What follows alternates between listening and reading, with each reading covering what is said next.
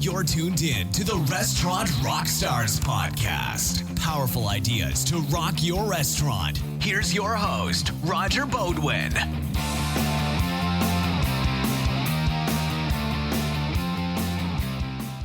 Everybody, thanks for tuning in. It's Roger back at you from the Restaurant RockStars Podcast.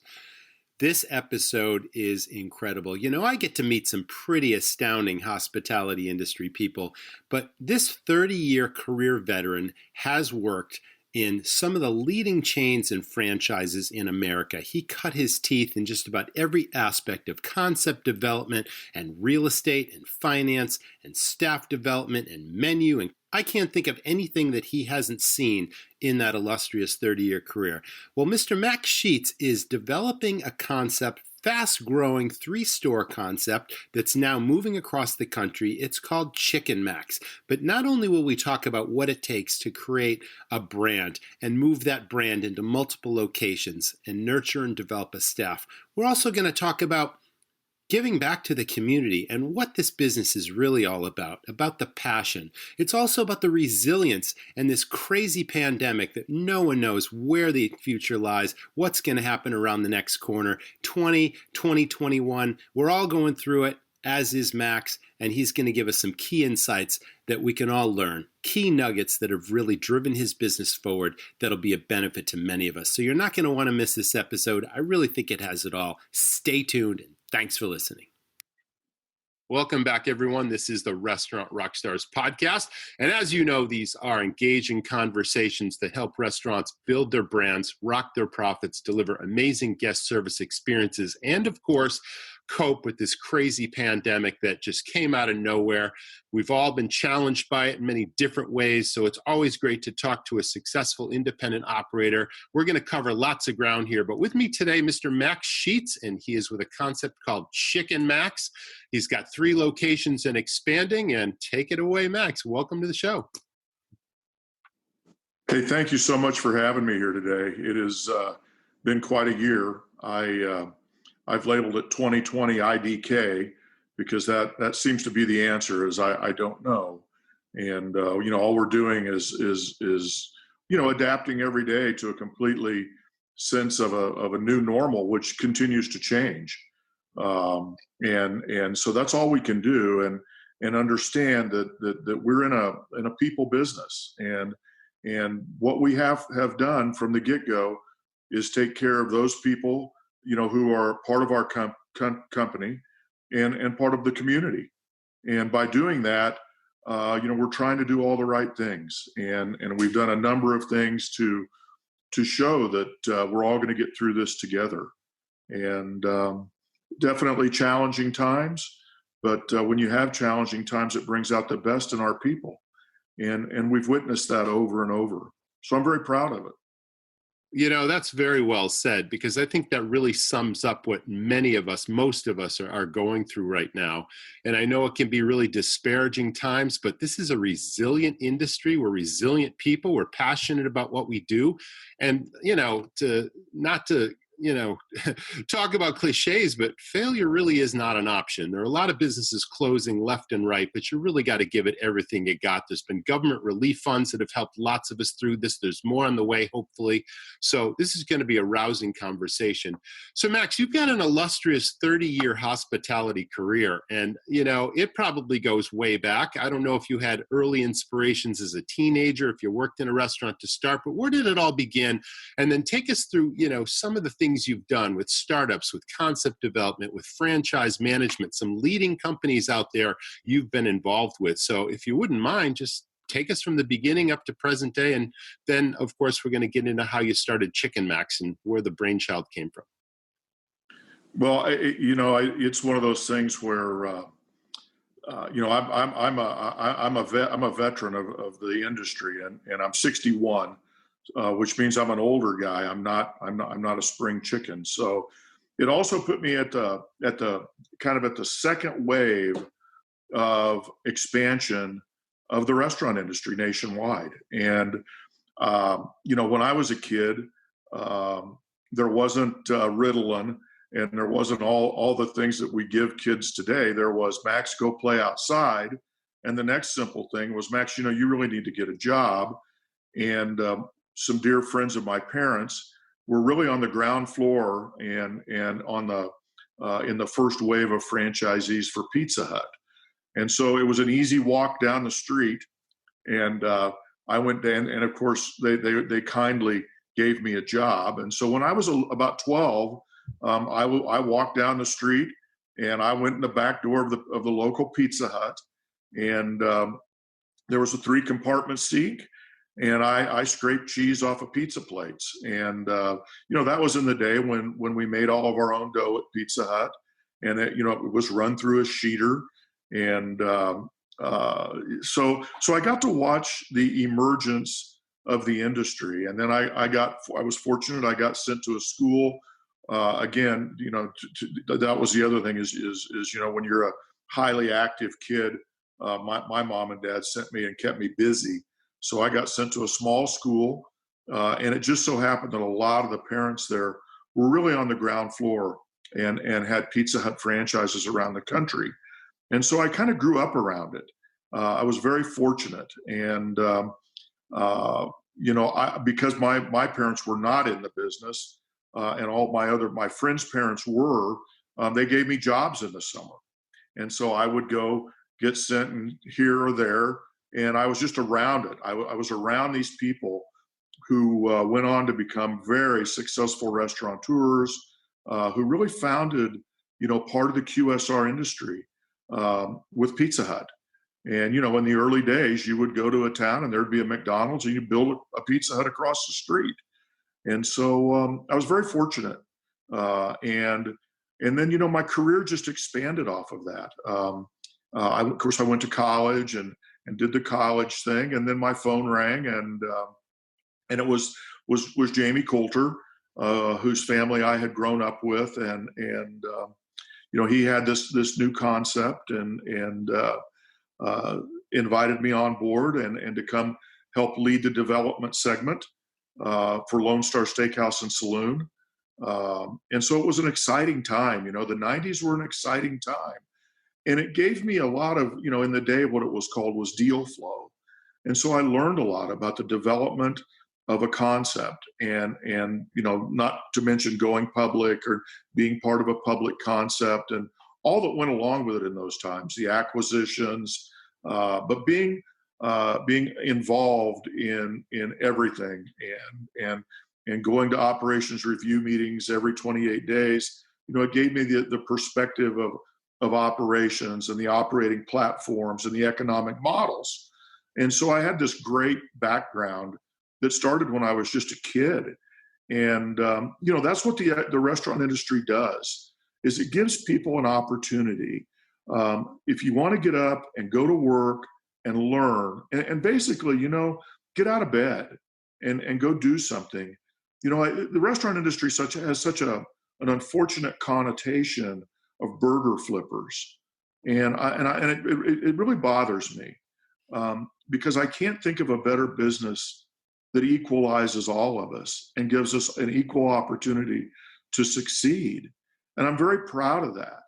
And so I went from there to we did Lone Star and then Fox and Hound English Pub and Grill took a company called Total Entertainment public. And then from there, I worked for Dennis Thompson, who was the founder of Lone Star. And I worked with Dennis on a number of concepts, Firebirds, and a number of other independent concepts. And then my phone rang one day, and it was really another inflection point in my career. And that was a call from George McCarrow and Ted Turner. And so I flew into Atlanta, and I met with, I had seen Ted Turner and gotten to listen to him speak when I was in college. And he was captivating, he was Captain Outrageous. Oh, I remember those days. I was a huge America's Cup fan back in the 80s. And, that yacht called Courageous, and just his swagger and his attitude and his charisma. And he was such a dynamic guy, and he caught the world's attention. Amen. Amen. And he has always put his money where his mouth is. Mm-hmm. And when he says something, he backs it up. And it's not shallow. It's with meaning. And so I flew into Atlanta and I met with George. And working with George, I really learned about empathy for all the people that are in the industry. And I really Dennis is a visionary as well, but George is a true visionary. I mean, a guy who really starts with a blank piece of paper, and the next thing you know, you're really at the front of the Better Burger segment. Ted's Montana Grill, it was the leader in the Better Burger segment. I mean, we were before Smash Burger, we were before Five Guys. George really put together something and taught me a lot about concept development. And through that, I'd always known we got our results by and through our people, but I learned a lot from George. And to this day, I have a lot of admiration for George. He's a mentor for me. I speak to him on at least a bi-weekly, if not a weekly basis. He's taken great interest in this concept, ChickNMax, and my career. And I really like to take these moments to thank him and Jamie Coulter and Dennis Thompson. I mean, these guys are legends in the industry. And I was fortunate enough to be part of all these brands. And then from there, I moved on to Smash Burger and showed up there with 3 units and really learned a lot about food science, being around Tom Ryan.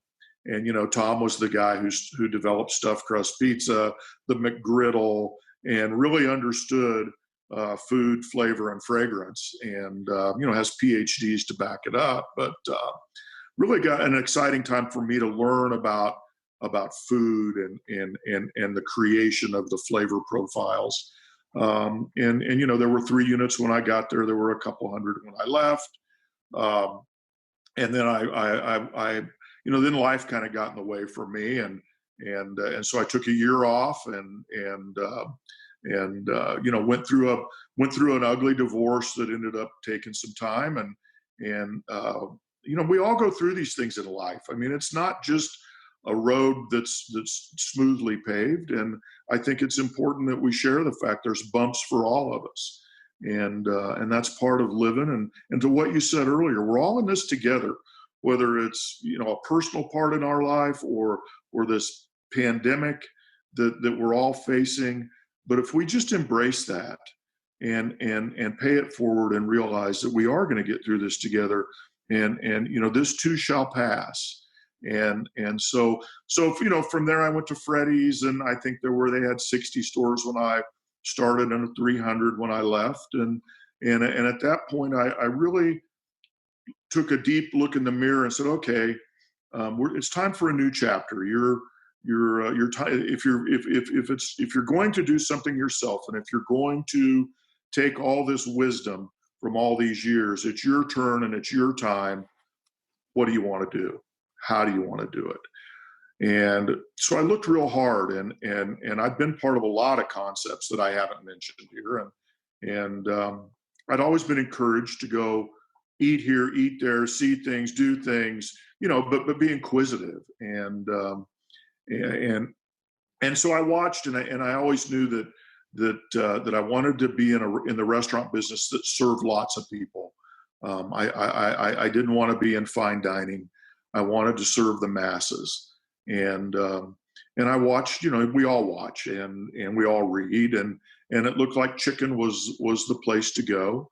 And so I thought, well, let's get in the chicken business. And I sat down with design architects and put together this little thing and called it ChickNMax. And then,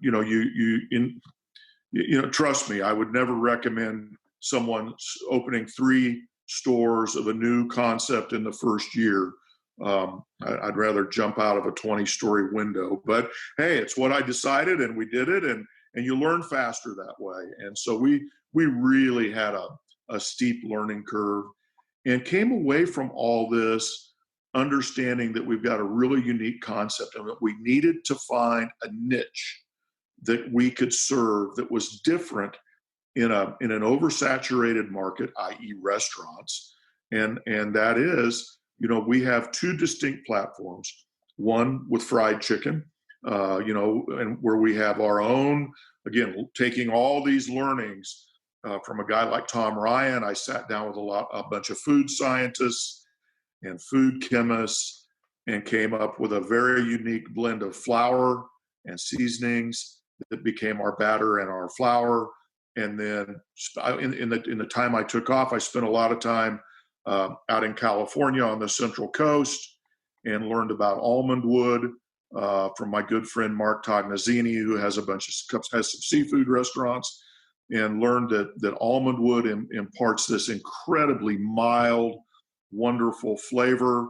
And so we have these two distinct platforms, one fried, one smoked with almond wood, that is incredibly healthy. And then, deciding how to, so that gave us a real point of differentiation. And then I just, you read, you watch, and there's this little concept out of Atlanta that sells a heck of a lot of chicken sandwiches. And I determined I wanted to be in the sandwich business next. And so coming out of the burger segment in the burger industry, where we were all racing to develop, the better burger segment, I decided that what our focus needed to be was the better chicken sandwich. And so we have really spent our time focusing on developing the better chicken sandwich, working with probably your friend, Robert Kabikoff out of Chicago. We've brought Robert in and we've got some really great sandwiches now. And we're getting ready to get out of Wichita and see how we play in Houston, Texas, and that will be our next step. So that's kind of where I've been and where I am. And, that wears me out to talk about it. And do I have to talk anymore? Well, you know what? I was so incredibly inspired by everything that you just said because, a couple of things hit me. Let's start with what you said about this business being the great equalizer, because it really is. I can't think of any other industry, any other business where you literally don't need a college education. You don't need a GED. You can start off in a dish pit and own a chain of restaurants and build an empire. And I've seen it happen in my own restaurant experience. I'll tell you a quick story. So 2 decades ago, 23 years ago, I started my very first restaurant, no experience. My very first employee was a 15-year-old. I hired him to be a dishwasher.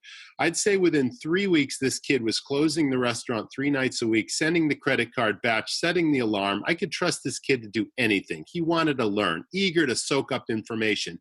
Stayed with me for about 15 years, taught him, I mentored this kid, taught him everything I knew about the business. He wanted to know the finance, the critical numbers, costing things out. He became kitchen manager in 3 of my restaurants before he then left to start his own restaurant. And this is what happens. 15-year-old dishwasher makes good. And this happens every day in our business. So I love the fact that, we do have a portion of this audience that are up and coming wannabe restaurateurs. They're either in hospitality programs in colleges or they're working in restaurants and they see a future, they see a path forward. It's a fun business. It's a challenging business. It's everything in between. But that segues me into everything that you've seen. You're like an evangelist for this business. You've seen it all. You've done it all. I can't think of anything that you didn't mention that you haven't come across with all of these chain restaurants, these independent restaurants, every single aspect from the real estate to the concept development, to the menu development, the flavor profiles, to the staffing, to every single piece. It's incredible. So you are a wealth of knowledge, and I think this is going to be a great interview for that reason. I was going to ask you all about, why chicken and why ChickNMax, but you took us there. I think that's fantastic. So let's talk about, okay, well, you know what? The next thing that really struck me that you mentioned was I wouldn't start 3 restaurants simultaneously in the same year before I jump out of an airplane, So why? Tell us, what led to that decision? You obviously perfected a concept that's working. I love the fact that it's an inspired concept. It's a healthy concept. It's not just another chicken sandwich. It's not just another chicken dinner. You really put your homework together and came up with something that the public can really appreciate and resonate with. So then you said, okay, I'm in Wichita. Is it, such a growing area right now that you said, hey, I can put one 3 miles away, and then I can put another one 4 miles past that, and then we can just keep going. And then you got this regional expansion plan, a national expansion plan. Why so fast, and what is the future of ChickNMax as you see it today? Yeesh. Well, like I said before, I've always wanted to be in the segment that fed the masses. Mm-hmm. I didn't ever just want to be. I didn't want to do this to have 2 or 3 chicken restaurants in Wichita, Kansas. Wichita's home for me. I was going through a period of my life where I didn't have any really. I have no family, and I really came home because this is where my friends were. And Mr. Coulter called me and said, "Hey, Freddy's needs somebody, and you're really not doing anything. You should be." And so he made the introduction, and then I ended up in Wichita because it's home, and it's a great place to start things. There's a real entrepreneurial spirit here. Again, Wichita's kind of under the radar, but it is the home of Residence Inn, it is the home of Candlewood Suites, it is the home of Pizza Hut, Rent-A-Center. There's this huge and a whole bunch of others. There's this huge entrepreneurial spirit that pervades. Not to mention the largest private company in the country, Coke, but it's a great place to be, and it's a nice cross section of America. So I was here. There were, as you know, my background is development. There were a couple of closed restaurants that were by another chain, and I could get them at under market leases, and I could get busy. I could start learning, and so I took 2 at a time, and then I thought, boy, I really need to see how this works with a drive-through, and so then there was a 3rd location. So the next thing you know, you've got 3, and they just scattered themselves out over the course of the year, and away you go. And thank goodness that I decided to try one with a drive-through, because that led to me to the fact that, hey, I'll never do another store unless it's in a dense urban area. And now who knows if dense urban areas are going to come back, but you have to have a drive-through today. And we were able to then. We closed our original restaurant and opened then a 4th, and it has a drive-through also. Mm-hmm. And so the idea then was, okay, we know that we're working here locally. Let's go see how we work in a market that doesn't have snow and that doesn't have ice. And I've got good friends in Houston, and they were very interested. And so Houston presented itself, and it's a great market. And so we'll go down there next. And along the way, I've got a lot of friends in development, and I'm going to bet that there's some developers that are going to have some real estate that's going to start coming available that know me. And to your point, we've got a very, very seasoned group of people here. My chief operating officer is Bob Peterson. Bob ran all the Sonics in Texas. Bob ran all the Paneras in the Southeast. He was a senior regional manager for Steak and Shake. We've got real seasoned veterans. We've got Robert Kabikoff doing the food. We've got Peter Nolan, who was on the ground floor at Ben & Jerry's, heading up our marketing, another Chicago guy. So this has all been done with intentionality. And the intentionality is we have to come up with something that looks the same, feels the same, tastes the same, whether it's in New Jersey, Florida, Kansas, North Dakota, South Dakota, Texas, Oregon, Nevada, California. And so it's been very intentional. It's all been done with intentionality, and that's because of my background. But we want to slowly and methodically prove that we have a national brand, and it's going to take some time, but we're going to do it and do it right. And back to how you led into this. I mean, The big curveball that was thrown all of us was COVID. I certainly didn't have in my 2019 budgets, hey, in February, everything's going to come to a screeching halt, and you're going to have to think about how we're going to get through this, right? I mean, we all kind of went, whoa. And so my personal, and to your point also, there were a lot of people that quit. There's a lot of people that threw up the white flag and furloughed people and laid people off and closed things. I did not do that. I brought all of our people in, and I said, you know something, we're all in this together. We're all going to get through this together. And what I challenge you all to do, because I'm not going to furlough anyone, I'm not going to lay anyone else. We've got enough business. We're going to get through this. We're going to make this happen. I challenge you all to go home and think. And I want you to think, and I want you to come back here and talk about what are we going to do to pivot and to become part of whatever it takes to see this out. And man, I got to tell you, this just lit people up. And the next thing you know is they came in with ideas of, okay, we've got a smoker. In that smoker, we knew we could get big legs, big chicken legs. For, as you know, the cost on them is very low. Let's do a $2 box, 2 smoked legs, a piece of bread, and either a side of white beans or southern greens for $2. Let's do that. And let's do that for $2. A real meal for the people who really need it for less than a soda at a convenience store. And then let's go get with some people who are really in need. And we fed 72 families every Wednesday night through the Mennonite Brethren Church.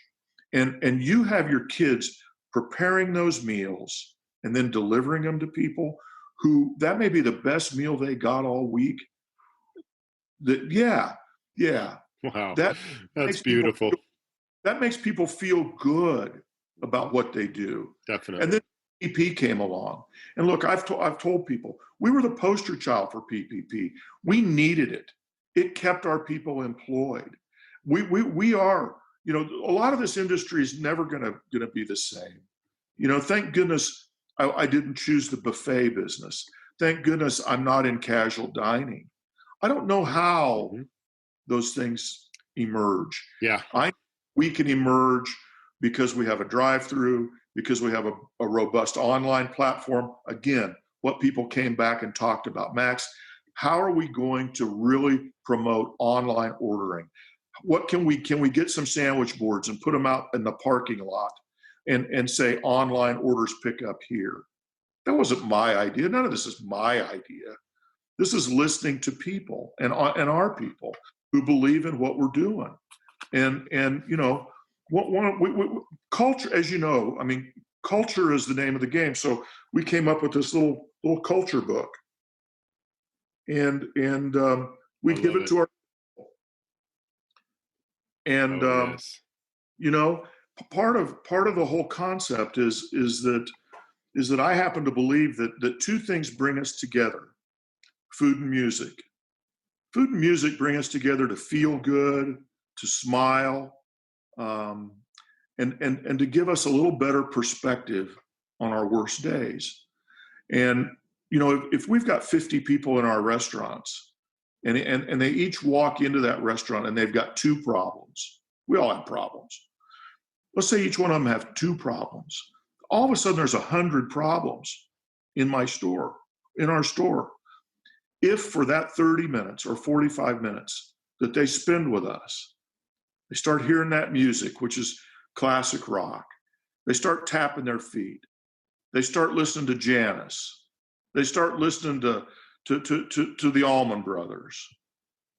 Suddenly they're tapping their feet. They hear Elvin Bishop, Sure Feels Good, Feeling Good Again.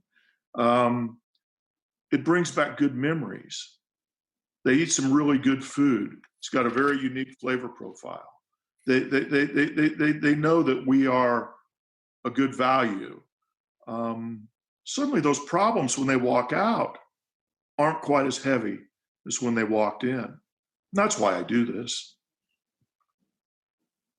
It's also great for business. I mean, it sounds like the vibe that you've created is great for the staff and great for the customers, and it's giving them hope, and it's giving them an escape, a temporary escape, during the worst times, and you're giving them honest value. You're giving them great food and flavor, and sounds great. And what you mentioned is really, really important because, being in the quick serve segment, a lot of restaurants have totally been able to thrive through this thing versus all the government restrictions with sit down full serve restaurants. I myself have gone through that. We've had to pivot to a quick serve concept and a market and no indoor dining. And now it's getting colder outside. We did really great with outdoor dining for a while, but now that's sort of changing. So another pivot is on the horizon.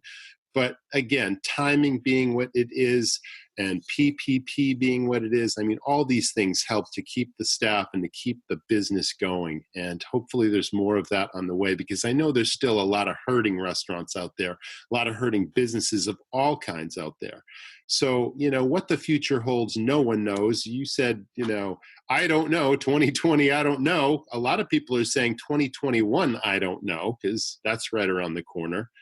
But, I think you've given us a lot of inspiration and a lot of hope for the future and a lot of ideas on what we could be thinking about. Getting the team together is one of the best ones. It's not like you're a figurehead, you're an owner, you're a GM, you're this sort of solitary person making all the big picture decisions. Yes, that's true to some extent, but you always rely on your staff because a great idea can come anywhere in the organization from any person.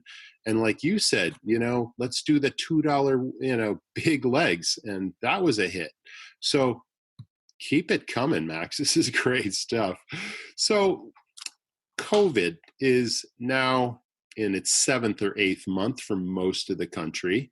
And it's something that's had a resurgence now, and the regulations keep changing. And some states have sort of gotten rid of the problem, and then all of a sudden it's come back again. Some states are having bigger problems now than they had 6 months ago. I mean, it's just crazy. Where do we all go from here in terms of safe practices? I mean, what have you been doing to gain consumer confidence, either back or just to keep consumer confidence? The best safety practices, the online ordering, the contactless delivery kind of thing, the contactless payment. I mean, there's lots of things that we're doing, but has that been a huge challenge or did that just naturally evolve with the problem? Well, first of all, they were big legs, not pig legs. Big legs. Yeah. Did it sound like pig? I actually said, of course I said big, yes. Big chicken legs for $2. Yeah. So anyway, that's a great question and one that I took very seriously.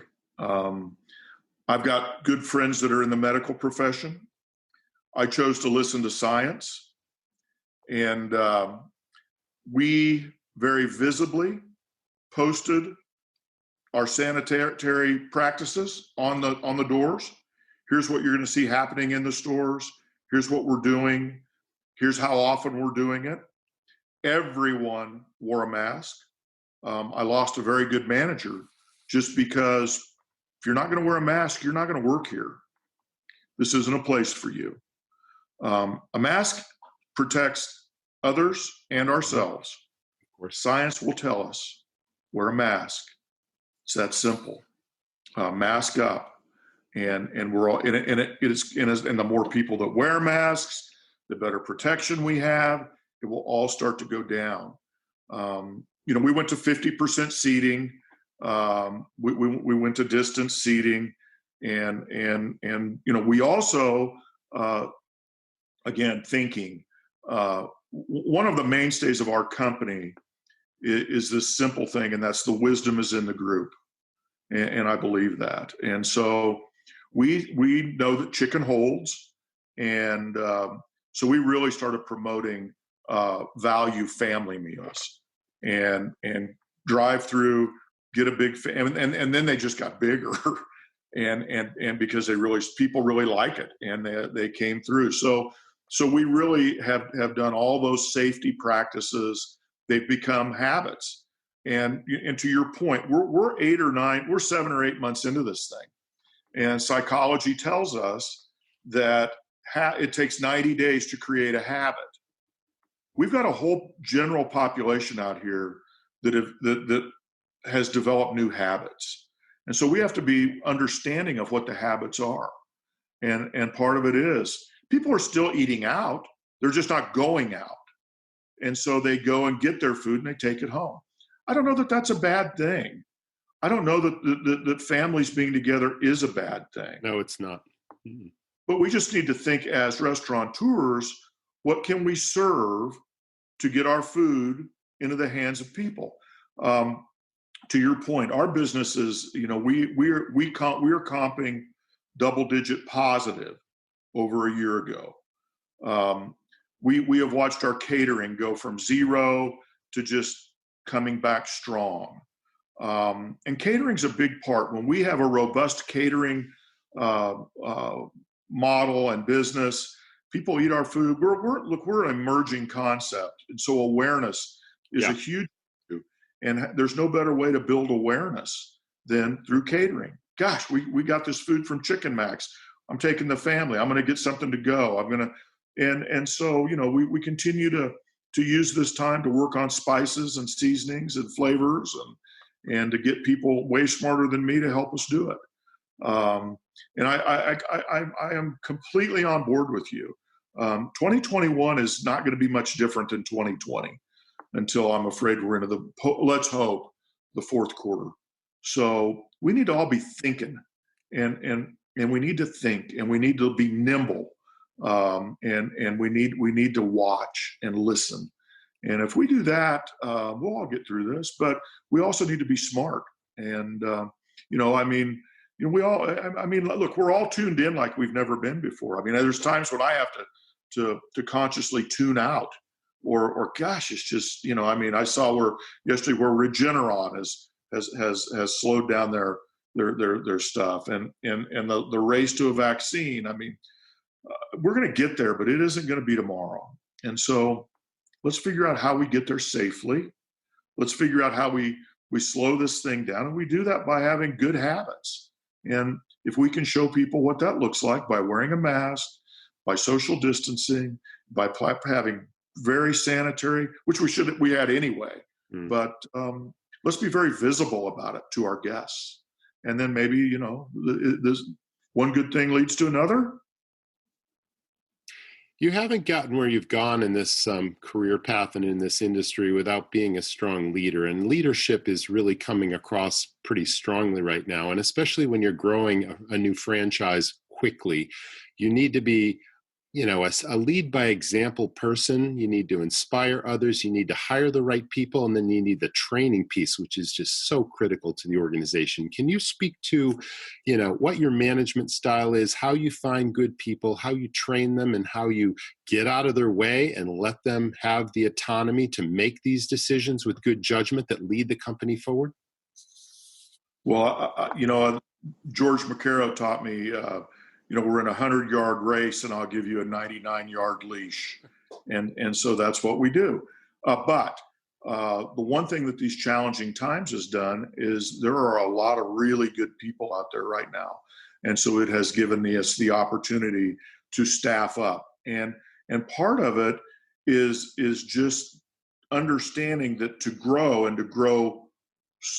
with planning and to grow with intelligence and not just throw stuff on the wall, is you have to give away a little profit. And with that, we're staffed up. We are hiring ahead.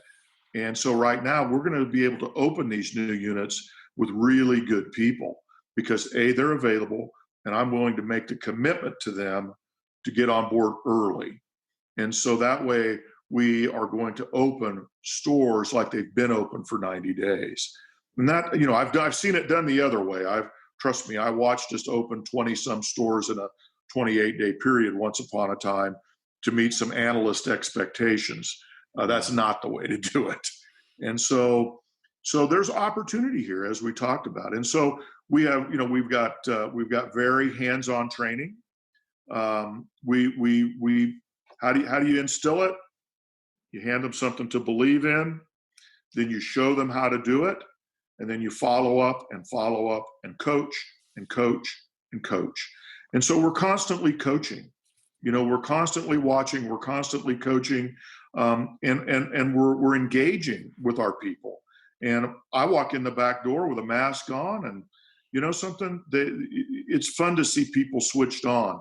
It's fun to get, that your people are engaged when they send you emails and say, hey, I know we're going to Houston and I've got this experience of opening other restaurants in other states, and how can I help? Or, hey, I'm a line guy, but here's what I'm seeing. What do you think about? Man, when you've got people that are engaged like that, you've experienced it your whole career. You take care of those people, and you reward them. I mean, you know as well as anyone, when things go well in this business, it creates huge wealth beyond belief. Let's spread it out. Let's take care of others. Let's, I'm an old guy. Let's leave a legacy by having people talk good about what we've done and be proud of what they've done. And I think the biggest thing is that through my career, yes, the numbers are important. I read them every day, but you have to always remember what those numbers are. Those numbers are the exhaust, and that exhaust is created by the engine. And that engine is our people. And so let's take good care of our people, and the exhaust will take care of itself. The minute you start focusing on the exhaust, it doesn't work. You say, okay, let's take this many ounces out of our burger, or cut our cheese thinner, or doing it the wrong way. If we do it the right way, we'll build sales. We'll have happy people. We'll have people that want to work for us, want to be part of something bigger than themselves. This isn't about me. This is about a brand. It's about doing something that people feel good about. We have a weekly call, and we had a guy who had been at another big chain for 9 years. And he said on the call last week, he said, Max, he said, and at the end of our call, we talk about good things. And he said, I want to say that you're my good thing, because for the first time in a long time, I look forward to coming to work, and I feel good about things. I can't be paid a better compliment. That's wonderful. You said the key word brand, because there's so many restaurant owners, managers, operators out there that are running restaurants, but they're not thinking about running a brand. And a brand is 1,000 details in this business. And every single detail matters to the customer. Every single detail will impact the staff as well. And I've always believed that you've got to train your people to understand your brand, to relate that brand to the customer, and to be a representative, be your own brand within that restaurant's brand with a unique personality, and be service-minded and care about quality. And that was a critical part of the training that, we imparted every single employee. I'm doing that today in a new concept that I'm running also. And I guess I just wanted to ask you about any special training. You showed us the handbook, which I think gives people something to believe in. It gives you the vibe and the spirit of ChickNMax, which I think is awesome. But then when you onboard somebody, it still takes maybe their prior experience or no experience at all and indoctrinates them in this whole new idea of what ChickNMax is, what the customer's looking for, and what you as a staff person can do to be a brand ambassador for the business. What do you do, and how do your managers lead these teams, onboard them, and indoctrinate them into what service is really all about? It comes down to that word hospitality. I know we've heard that word 1,000 times, but it really comes down to hospitality. It does. It's all about hospitality. And one of the greatest things I ever heard is the restaurant business is easy. Easy is hard. Oh, no kidding. I mean, what do we have to do? We have to greet the guests, thank the guests, serve hot food hot, cold food cold, smile, be nice. And the guest is always right. And in these trying times, they're walking in looking for problems because they're not happy. They're agitated to begin with. But it's all about hospitality, and it's about spending time with people who have taken the chance to believe in us and to believe in this brand, to believe in me. And so once they show that they're believing in us, we can't let them down. So we have to spend the necessary time with them so that they know who we are, what we stand for, what a properly cooked and temped chicken tender looks like, what a properly made sandwich looks like, and care about what they're doing. And at the same time, you got to have a great expediter. Of course, this is true. No question about that. But it's spending the time with them and giving them the knowledge, and that's training. And that way, they're properly prepared with the confidence to execute. And then from that, you don't just throw them to the wolves. I mean, when you're in the heat of battle on one of those big crushing hours, you got to be right there next to them, supporting them, helping them, and breathing, and letting them understand that, again, this is just a small microcosm of what we live with, right? But it's just this 1 hour, but we're all going to get through this together because we're going to work together. We're going to help each other. We're going to support each other. The next thing you know, we've caught up, we're getting ahead, and it's all okay. So there's that sense of calm, but it's being right there next to people when they're just starting, and not expecting them to not know how to do something when they haven't been trained. I mean, training is on us. We have to select right. We have to select, we have to hire, we have to train. We can do that properly. We're going to have, as you know, a successful business. It's not very easy. It's very difficult. And it takes patience. It takes time. And it takes, from the top, from your view and my view, it takes humility. And it takes being able to say, hey, this was a mistake. We've got to change this. It doesn't work. It was my idea. I own it. And it wasn't a good idea. And so it takes humility. And so we have to be humble. And that's really important. I do a bit of coaching and consulting one-on-one with restaurants. And prior to COVID, I was traveling quite a bit. I was doing speaking engagements, all that sort of thing. But it comes across so often when I meet with a new client or I speak to them that their systems are lacking in their operation. And systems are really the foundation of any successful business, regardless of if it's a restaurant or not. And there's so many critical systems, but one of the biggest ones, obviously, are the financial controls. And it comes down to those thousands of details again. It could be as simple as you've got several different people preparing your food or putting it out to the customer. One of my first concepts was a wood-fired pizzeria, and different people had different size hands. And one person's hand was, so much cheese, and then someone's was even bigger than that. And it's like, how many pieces of pepperoni go on this pizza, and how many ounces of cheese, and all these little different controls are so critically important. But until you actually establish a system, and where I'm going with this is I wanted to ask you if you've ever sort of experimented with open book management, even on a sort of real basics. Because when I started my first restaurant, it was a steakhouse so long ago. And my employees several of them thought every time I sold a $20 steak dinner, 2 decades ago, Roger's putting $20 in his pocket. I'm doing all the work. Roger's getting rich, and it came down to an education process whereby I broke down the cost of that steak and the cost of labor that went into that steak. And if some dishwasher's walking across the floor and broke that plate, and that was just $7 for the plate that just came off the profit of the next dinner we're going to sell.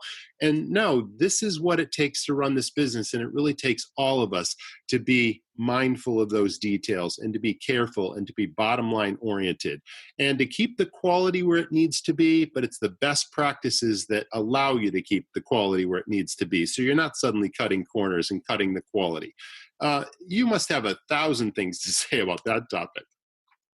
Well, go into a fine dining steakhouse sometime and take the trash and take all your people and throw it out on a big right. The silverware and everything else. Yeah. And then start the conversation there. Good idea. But on a much more basic level, and going way back, you really tweaked my memory of what's left of it.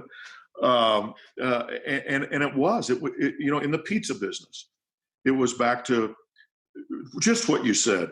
My hand isn't the size of your hand. And that's why we went and finally, figured out weights and measures. Yes. And we called it counting pepperonis, because this many pepperonis go on a medium pizza, this weight of sausage, scoop it. And so yes, you have to have standardized practices in order to control cost.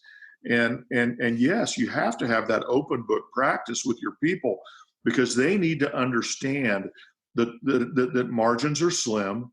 And again, back to opening me up even more is know the numbers and they'll set you free. And we stress that. Know the numbers and they'll set you free. We talk about our numbers every week. And chicken, one of the things I didn't realize when I got into business, when I selected chicken, because boy, it's hot, Max, was you buy chicken by the pound, you sell chicken by the piece.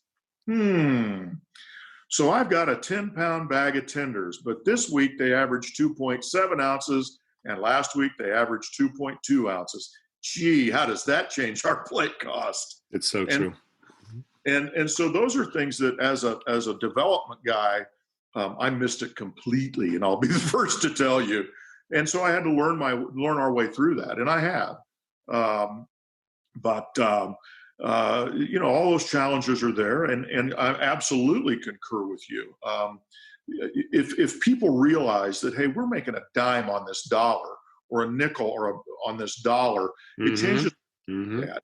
And they have to care. They have to care. And if they don't, they're not who we want to have playing on our team, because it's about systems, it's about processes. And then when those all come together, suddenly you're efficient. And when you create efficiency, your ticket times go down. As your ticket times go down in our industry, that's what matters today. People want it great and they want it fast. And speed is really a concern. So then we have to learn, okay, what technologies are out there that will allow us to go faster. And when you've got a smoker in your restaurant, there's only so much that can fit into a smoker, and you sure as hell don't want to run out. Then you're in the barbecue business. But good, that's a good one. Awesome. But yeah, absolutely. And it's getting people to buy in and to believe. But the way they get there fastest is through that understanding. And it's through that understanding that then you're creating better employees. And it's taking that kid that doesn't have a GED, that quit, that is down, who suddenly gets confidence. And wow, then all of a sudden they have something they haven't had, a lot of them, maybe their whole lives. Yes. And that's how we impact people. That's called nurturing. And that is such a critical part of developing your staff, because operators out there for the longest time, it's the warm body syndrome. Somebody quits. I had to fire this person. I need somebody immediately, and you just throw them to the wolves. But it's really about a more conscientious approach to developing your people, treating them like they're special, like they've got special talents that are going to lift this business forward, and then constantly giving them feedback to improve their performance. And then there's the recognition and rewards piece. And that has always served me so well. And it's one reason why, turnover does not have to be as high as it is in this business if you only looked at that other approach as a better way.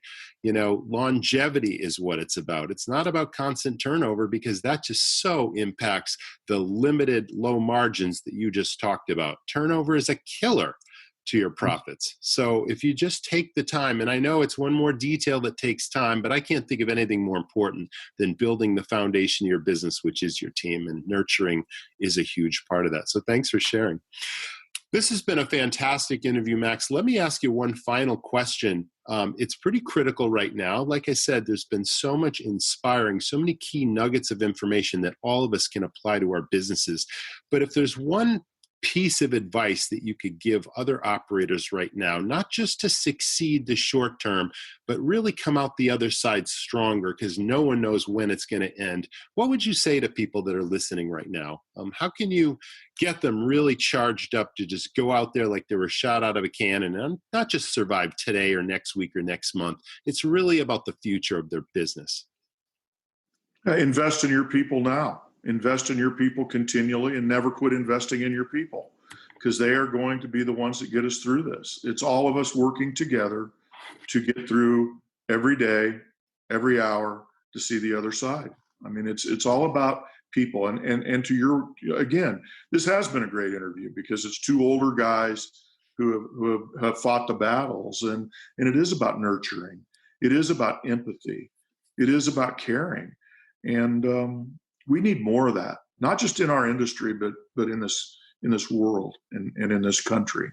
I care about people, and I want people to succeed on all levels of life, and that runs much deeper than just financial. And I want people to be happy. And if I could give you and everyone else one thing, I would give you happiness, because it's hard to find, and it seems like if we had more happiness, we'd have more good ideas and more people working together. But it's back to people working together.